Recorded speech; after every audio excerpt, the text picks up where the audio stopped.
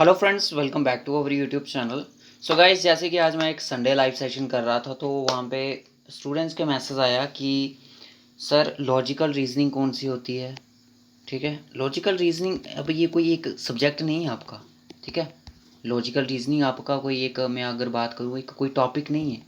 ये आपका एक मैं बात करूँ कि जैसे एक कंपोनेंट की तरह है। ठीक है, इसमें बहुत सारे टॉपिक्स है जो आपके इंक्लूड्स होते हैं। ठीक है, जिसमें आपका सिमिलरिटी एनालॉजी आ जाती है। इसमें आपके अगर मैं बात करूँ तो क्लॉक्स कैलेंडर्स इस टाइम के क्वेश्चंस आ जाते हैं। लॉजिकल में आपको रो रैंक वाले क्वेश्चंस आ जाते हैं। तो डिफरेंट टाइप्स के क्वेश्चंस आपको इन्वॉल्व हो ही जाते हैं। तो आज मैं आपको ये क्वेश्चन पेपर दिखाने जो जा रहा हूँ, ये 2021 का है। जेके एसएसबी फाइनेंस सब इंस्पेक्टर का माइग्रेंट्स का जो एग्ज़ाम हुआ था, उनकी एक शिफ्ट का ये पेपर है। 31 मार्च का पेपर है ये। आफ्टरनून की शिफ्ट थी शायद, उसका पेपर है। इसमें 20 क्वेश्चन है पूरे। ठीक है, आपको मैं सॉल्व नहीं करवाऊंगा। ठीक है, मैं आपको सिर्फ एक एक क्वेश्चन दिखाऊंगा। आपने क्या करना है, इस वीडियो को पॉज करना है। ठीक है, और आपने इसका आंसर देना है। ठीक है, मैं भी आपके साथ इसको सॉल्व करूंगा। ठीक है, जो जो क्वेश्चन सॉल्व होंगे। सबसे पहले अगर आपने हमारा चैनल सब्सक्राइब नहीं किया तो इसको सब्सक्राइब कर दो, क्योंकि ये मैं आपकी डिमांड पे एक वीडियो लेके आया हूँ। Frame is coded as 53972। Book को इज कोड, जब इस तरह का एक कोड दिखे ना आपको, दो कोड आपको दिखे कि बुक का कोड ये है और इसका कोड ये है, और थर्ड का कोड बताइए, तो यानी कि जो अगर ये थर्ड का कोड जो निकलेगा इसी में से निकलेगा। ठीक है, इसी में से कोड निकलेगा। तो यानी कि जो एम का कोड होगा तो डेफिनेटली वो 7 है, क्योंकि इसका जो 7 है। ठीक है, ओ का कोड क्या होगा, ओ का कोड 208 है, क्योंकि यहाँ पे 88 है और यहाँ पे डबल ओ है। ठीक है, 88 आ गया। और उसके बाद अगर मैं बात करूँ आर का कोड क्या है, तो आर का कोड 3 है। और 783 कहाँ पे है, तो 783 आपका ऑप्शन डी है। ठीक है, ये ऑप्शन आपका ठीक हो गया। ज़्यादा टाइम नहीं लेना होता इन क्वेश्चंस में। उसके बाद अगर मैं बात करूँ क्वेश्चन नंबर नेक्स्ट की, यहाँ पे देखिए, Shana gets joining jogging from north to south. North से साउथ की तरफ जा रही है। After walking 410 kilometre he takes left turn. अगर ये नॉर्थ से साउथ की तरफ जा रही है। ठीक है, यहाँ पे ये पूछी, इसने लेफ्ट टर्न लिया। लेफ्ट टर्न कब होगा इसका, इस तरफ होगा। ठीक है, left turn after walking in the same direction 100 kilometre, 100 kilometre. और इसने क्या किया, फिर से यू टर्न किया। ठीक है, यू टर्न यानी कि इसने इस तरह से कट किया अपना, यू टर्न किया and walk 30 kilometre. Which direction is looking, कौन सी डायरेक्शन को ये देख रही है। तो ये नॉर्थ है, ये वेस्ट है, सॉरी ये ईस्ट है और ये वेस्ट है। सिंपल सा क्वेश्चन है, ये वेस्ट की तरफ लुकिंग कर रही है। ठीक है ना, इस तरह के क्वेश्चन हमने ऑलरेडी करवाए हुए हैं, इसलिए मैं आपको बता रहा हूँ। Table is coded as FMCBU। Pen is coded as dash. Pen का कोड क्या होगा, जल्दी से बताओ। देखिए, टेबल का कोड है FMCBU, यानी कि ई के बाद एफ आता है। तो ठीक है, ई के बाद आपका एफ आ रहा है, और एल के बाद आपका एम आ रहा है, और बी के बाद सी आ रहा है, ए के बाद बी, आर, टी के बाद यू आ रहा है। तो यानी कि पी के बाद आपका क्या आएगा, पी क्यू आएगा, ई के बाद एफ आएगा, एल के बाद क्या आएगा, ओ आएगा। तो डेफिनेटली क्या होगा, एफ ओ। सिंपल क्वेश्चन है, इतना थोड़ी घबराना होता है। इस तरह की कोडिंग टू कोडिंग हमने इसे चुटकियों में की हुई है। ठीक है, क्या होगा, F O, P L M N P, sorry guys एक मिनट, इसका ओपोजिट हो जाएगा। देखिए, टी का अगर इन्होंने लास्ट रखा है तो पी का हम भी लास्ट रखेंगे, क्या हो, और ई का तो सेम ही रहेगा आपका, जो ई एफ होगा। तो एन का आपका ओ आ जाएगा, ओ क्या हुआ, एफ और एफ क्यू। ठीक है, गलती हो गई थी थोड़ी। उसके बाद देखिए, ये आ गया आपका लॉजिकल रीजनिंग का।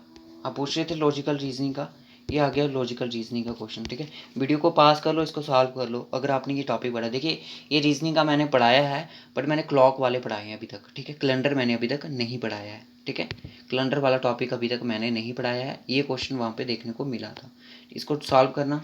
ठीक है, उसके बाद find the term in place of question mark. ठीक है, क्वेश्चन मार्क की टर्म बताएं। इसमें तो टर्म ही नहीं दी है, क्वेश्चन ही यहाँ पे मिसिंग है। ठीक है, इसको छोड़ो।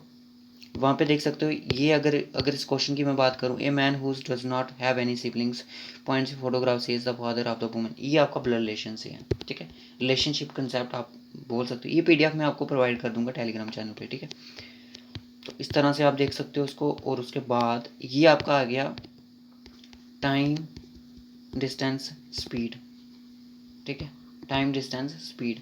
अगर रीजनिंग में ये टॉपिक आपको नहीं है तो आप ये समझो ये मैथमेटिकल रीजनिंग से आया है, ठीक है। आई थिंक होगा, ये इतना याद नहीं है मुझे, ठीक है, मैथमेटिकल रीजनिंग से लिया गया है। उसके बाद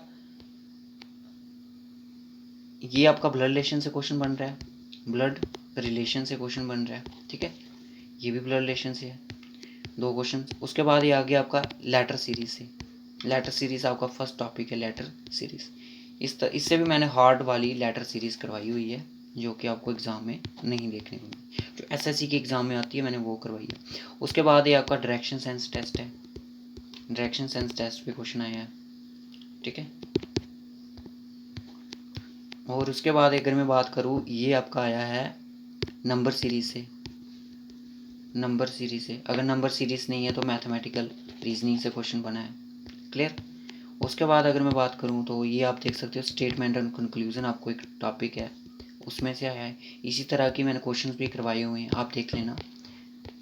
उसके बाद ये आया है find the next number in the series.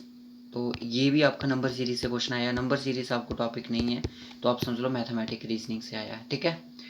उसके बाद read the assumptions and select the best conclusion from the option provided assumption, ये भी आपको स्टेटमेंट कंक्लूजन का टॉपिक है। उसके बाद अगर मैं नेक्स्ट क्वेश्चन चलूँ, X and Y husband wife ये आपका ब्लड रिलेशन से है, ठीक है, देख सकते हो ब्लड रिलेशन से कितने क्वेश्चन बने हैं। उसके बाद अगर मैं बात करूँ, ये जो नंबर है, या मैं इसको मैं मैथमेटिक्स भी बोल सकता हूँ, लॉजिकल रीजनिंग भी बोल सकता हूँ। कुछ रीजनिंग के टॉपिक ऐसे होते हैं जो कि आपके दोनों में फॉल करते हैं, ठीक है। तो ये जो टॉपिक है इसको आप मैथमेटिकली सॉल्व तो नहीं करूँगे, मैं इसको लॉजिकल रीजनिंग ही बोलूँगा, क्योंकि इसमें कोई मैथमेटिकली कोई ट्रिक्स ऐसी कुछ भी नहीं है, इसमें लग रहा है लॉजिक, ठीक है। आप कैसे इसका आंसर दे सकते हो मैं आपको बताऊंगा, किस तरह से मतलब कि क्वेश्चन बन सकता है। जेके एसएसबी किस तरह बच्चों से क्वेश्चन पूछती है। 2 6 9 कितने होते हैं, 6 और 9 15 और 17, ठीक है, इनका सम हो गया 17। और 4 और 6 10 और 7 17, इनका भी सम हो गया 17। 6 6 12 और 5 17, इनका भी सम हो गया 17। अब बोल रहे हैं कि जो नेक्स्ट सीरीज आई है उनका भी 17 होना चाहिए। 3 6 कितने होते हैं, 7 और 6 13 और 3 16, ऑप्शन गलत हो जाएगा। 7 और 7 14 और 6 20, गलत। 5 और 5 10 plus 7 is 17, yes, option C is the correct option. देख लिया, लॉजिक लगा, मैथमेटिकल नहीं था, मल्टीप्लाई वगैरह कुछ नहीं करना था। मैं आपको बता दूं, आपको मैथमेटिकली रीजनिंग अगर आपने नहीं देखी, आप मेरे यूट्यूब चैनल की प्लेलिस्ट में जाओ, वहाँ पे देखो mental ability test, mathematically reasoning पे जाओ, वहाँ पे मैं देखो कि किस तरह से मैंने मैथमेटिकली रीजनिंग के क्वेश्चन आपको करवाए हुए हैं, ठीक है, कि डिवाइड प्लस आपको इस तरह से आते हैं क्वेश्चन। ये देख सकते हो नंबर सीरीज है, तो मैंने बोला कि नंबर सीरीज नहीं है तो समझ सकते हो मैथमेटिकल रीजनिंग से क्वेश्चन आया हुआ है, ठीक है। 14 16 बना के देखते हैं अगर बनता है तो। 14 16 24 कितना गैप ले रहा है, 2 का गैप, और फिर कितना 5 का गैप ले रहा है, और इसमें कितना ले रहा है, 3 का गैप ले रहा है, इसमें 4 का ले रहा है, इसमें कितना ले रहा है, 6 का ले रहा है, इसमें ले रहा है 5 का। कोई लॉजिक नहीं बन रहा है सर। चलिए अल्टरनेट कर दो। 7 का गैप है, 7 का गैप है, और इसमें 7 का गैप है, और इसमें कितना है 16 और 4, इसमें 8 का गैप है, इसमें 8 का गैप है, और इसमें 40 होगा, option B, clear. Next question, in certain code Anirudh is written as ZMWS, opposite किया है इनको, ठीक है। तो इसको प्रक्षित का कोड बताना है, P का ऑपोजिट क्या होता है, ठीक है, T का 20 होता है, उसका ऑपोजिट क्या हो जाएगा आपका, ठीक है।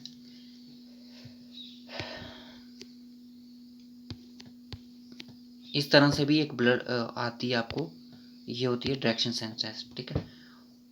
एट द रेट का मतलब है क्या is 20 metre to the south, इसको बना के देखते हैं, मैं आपको बताता हूँ अगर बन जाएगी इधर।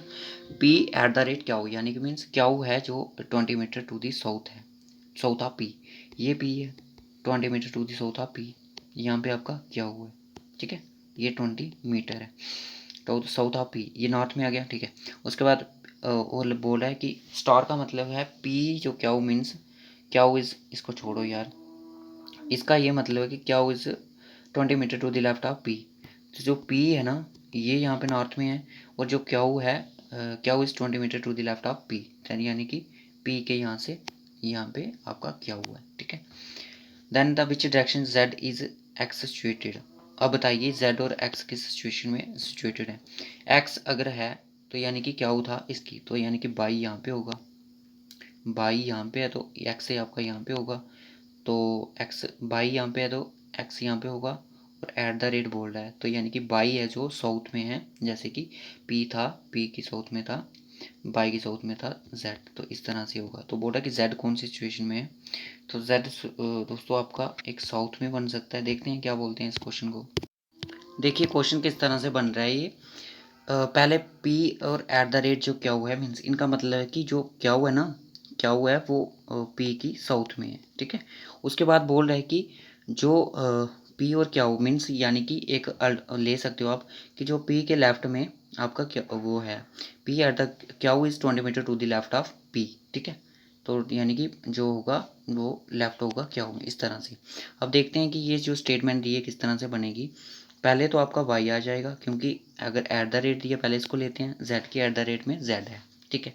जेड आपका यहाँ पे आ गया, ठीक है। उसके बाद आपको बोल रहा है कि साउथ में आ गया ना वाई एट द रेट का, यानी कि Z is south of Y, और उसके बाद बोलो स्टार का मतलब ये है कि Q is 20 metre to the left of P, यानी कि बाई है जो 20 मीटर लेफ्ट किसकी होगा, एक्स की इस तरफ की लेफ्ट साइड होगा। अब क्वेश्चन में ये पूछा है कि in which direction of Z, Z की कौन सी डायरेक्शन में एक्स सिचुएटेड है। तो आप यहाँ पे इसको इस तरह से बना लो, ठीक है। ये अगर इसमें नॉर्थ में है तो आप देख सकते हो ये नॉर्थ है और ये ईस्ट है, तो एक्स की जो सिचुएशन आपकी नॉर्थ ईस्ट में फॉल कर रही है, ठीक है। इस तरह से ये क्वेश्चन था, कितना मतलब कि लॉजिकल क्वेश्चन था ये। उसके बाद ये देख सकते हो आप ये भी टाइम स्पीड पे क्वेश्चन हैं। अगर नहीं है टाइम स्पीड तो आप समझ सकते हो कि ये आपके स्पीड तो स्पीड डिस्टेंस तो आपको टॉपिक है, आई थिंक ये रीजनिंग में टॉपिक है आपको। तो अब एक क्वेश्चन एक टॉपिक और रहता है मैं आपको बता दूं, वो इस तरह से रहता है 150 प्लस 30, ठीक है। 150 plus 30 divided by 6 plus 5 minus 2, इस तरह से रीजनिंग के ये होती है मैथमेटिकल रीजनिंग, ठीक है। इसको अपने वर्ड मास के अकॉर्डिंग करना होता है, और ध्यान रखना ये मैथमेटिकल रीजनिंग है। मैंने जो प्रीवियस ईयर्स क्वेश्चन है मैंने वो देखे हैं रीजनिंग के, क्योंकि उसमें मैथमेटिकली रीजनिंग आपकी इसी तरह से आती है। कई बार क्या होता है कि डिवाइड मीन्स प्लस, मैंने करवाई आप देख लेना, ठीक है। उसमें देख लेना मैथमेटिकल रीजनिंग, क्योंकि आप इसमें माइग्रेंट्स का पेपर मत देखो, क्योंकि आपका पेपर होगा चाहे पटवारी का हो, सब इंस्पेक्टर का होगा, इससे ज़्यादा डिफिकल्ट होगा, ठीक है। ये इजी था, ये कुछ भी नहीं है, आपको इससे ज़्यादा प्रिपरेशन करनी है। और मैं आपको बता दूं एज्ड बेस्ड जो प्रॉब्लम्स होती हैं ना उनको ज़रूर पढ़ लेना, वो भी मैंने टॉपिक करवाया है एज्ड बेस्ड प्रॉब्लम वो की, ठीक है। राम और मोहन इतने साल इतने थे तो क्या होगा, ठीक है। अब बता देना।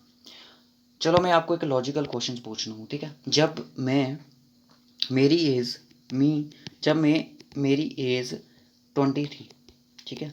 जब मेरी एज 20 थी, मेरी सिस्टर थी वो मेरी हाफ एज की थी, ठीक है। मेरी हाफ एज की थी, ठीक है। मेरी हाफ एज की थी यानी कि 20/2 हाफ एज की थी। अब मेरी एज अगर 40 है, 40 है नहीं है मेरी, बताइए मेरी सिस्टर की एज कितनी होगी। ये आपने मुझे कमेंट में ज़रूर बताना है, लॉजिकल क्वेश्चन है, इसमें मैथमेटिकली कुछ भी नहीं है, ठीक है गाइस। सो रखते हैं इस वीडियो को इधर ही। Okay guys, bye bye, take care, good night to all of you.